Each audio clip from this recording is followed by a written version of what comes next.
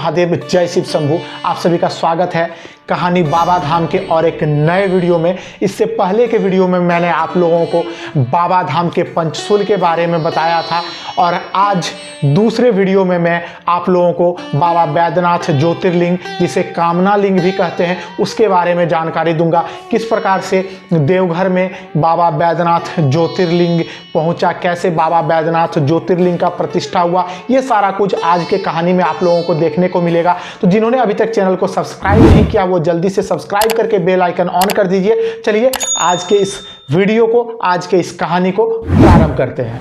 बाबा बैद्यनाथ धाम की कहानी लंकापति रावण से जुड़ी हुई है। रावण बाबा भोलेनाथ का बहुत ही बड़ा भक्त था, तो वो बाबा भोलेनाथ को प्रसन्न करने के लिए हिमालय पर्वत पर तपस्या करने प्रारंभ कर दिए और तपस्या करते हुए बहुत दिन बीत गए, लेकिन भोलेनाथ का उनको दर्शन नहीं हुआ। फिर रावण ने अपने एक एक सर काटकर बाबा भोलेनाथ को अर्पित करना प्रारंभ कर दिया। इसी दौरान उन्होंने एक एक करके अपने 9 सिर को काटकर भोलेनाथ को अर्पित कर दिया और अब वो अपने 10वें सिर को काटकर भोलेनाथ को अर्पित करने जा रहे थे। तभी बाबा भोलेनाथ प्रकट हुए और कहा, मैं तुम्हारे इस तपस्या से प्रसन्न हुआ, बोलो तुम क्या वर मांगते हो। रावण ने बाबा भोलेनाथ से ज्योतिर्लिंग के रूप में आप बोल सकते हैं कामना लिंग, या फिर बाबा बैद्यनाथ ज्योतिर्लिंग के रूप में उनको लंका ले जाने का अनुरोध किया। तो भोलेनाथ ने उन्हें ये कामना लिंग सौंपा, लेकिन उनके सामने एक शर्त रखा कि तुम जब इस शिवलिंग को, इस कामना लिंग को यहाँ से लेकर चलोगे तो रास्ते में तुम कहीं भी इसे ज़मीन में स्पर्श नहीं कर सकते हो, यानी ज़मीन में नहीं रख सकते हो। अगर तुमने इसे ज़मीन में रख दिया तो फिर मैं वहाँ से आगे नहीं जाऊँगा। तो इस प्रकार से रावण ने बाबा भोलेनाथ के इस शर्त को स्वीकारा। फिर वहाँ से उनकी पूजा की, कामना लिंग का पूजा किया। पूजा करने से पहले उन्होंने आचमन किया। तो कहावतों में है कि जब आचमन किया तो उन्हीं के आचमन में जल के साथ इंद्रदेव उनके पेट में प्रवेश कर गए। और फिर पूजा करने के बाद रावण कामना लिंग, बाबा बैद्यनाथ ज्योतिर्लिंग को लेकर आगे के तरफ, लंका के तरफ चल दिए और पुष्पक विमान पर चढ़कर वो धीरे धीरे आगे बढ़ने लगे। इसी दौरान रास्ते में उन्हें लघु संख्या लगा तो रावण नीचे देखने लगा।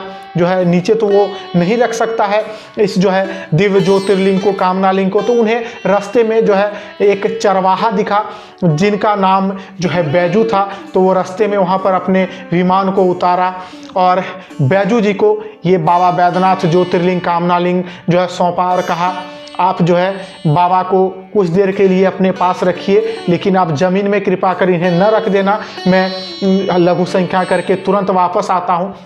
तो रावण लघु संख्या के लिए गया और यहाँ पर बाबा बैद्यनाथ ज्योतिर्लिंग बैजू जी के हाथ में उनका वजन बढ़ता गया। तो वजन बैजू बाबा नहीं रख सके बाबा का। फिर उन्होंने ज़मीन पर बाबा को रख दिया और रावण जब उधर से लौटते हैं तो उन्होंने देखा कि बाबा भोलेनाथ उनका स्वरूप था, कामना लिंग था भोलेनाथ का, वो ज़मीन पर रखा हुआ है। तो रावण ने पुनः उन्हें उठाने का वहाँ से प्रयास किया, लेकिन शर्त के मुताबिक बाबा टस न मस हुए, वहाँ से हिले नहीं। फिर रावण ने बाबा को प्रणाम किया और अंगूठे से इस प्रकार से शिवलिंग पर दबाया और अपने विमान से लंका के लिए लौट गए। तो इस प्रकार से बाबा बैद्यनाथ ज्योतिर्लिंग वहाँ पर रहा। फिर बाद में वहाँ पर भव्य मंदिर बना। तो मंदिर किस प्रकार से बना, किसने ये मंदिर बनाया, इसकी भी कहानी अगर आप लोगों को सुनना हो तो आप कमेंट करके ज़रूर बताइएगा। आगे आने वाले वीडियो में मैं आपको बाबा धाम के मंदिर का भी कहानी सुनाऊंगा। तो आप लोगों ने देखा किस प्रकार से बाबा बैद्यनाथ ज्योतिर्लिंग वहाँ पर पहुँचा, वहाँ पर स्थापना हुआ। और नामकरण के पीछे भी मैं आपको बता देता हूँ। अभी आप देवघर को बाबा धाम के नाम से भी जानते हैं और इस कामना लिंग को बाबा बैद्यनाथ ज्योतिर्लिंग के नाम से भी आप लोग जानते हैं। इसके पीछे का कारण क्या है, जो बैजू जी थे चरवाहे के रूप में, उनके नाम पर ही इस ज्योतिर्लिंग का नाम बैद्यनाथ ज्योतिर्लिंग पड़ा और यह जगह बाबा बैद्यनाथ धाम के नाम से जाने लगा। देवघर को आप बाबा धाम के नाम से भी जानते हैं, बाबा बैद्यनाथ धाम के भी नाम से जानते हैं। तो इस प्रकार से जो है बैजू जी के नाम से ही बाबा बैद्यनाथ ज्योतिर्लिंग नाम पड़ा। सावन के समय यहाँ पर लाखों के संख्या में कांवरिये हर दिन आते हैं। सावन के सोमवारी के दिन ये संख्या 2 से 3 लाख हो जाती है, किसी सोमवारी को तो ये 4 लाख तक की भी हो जाती है।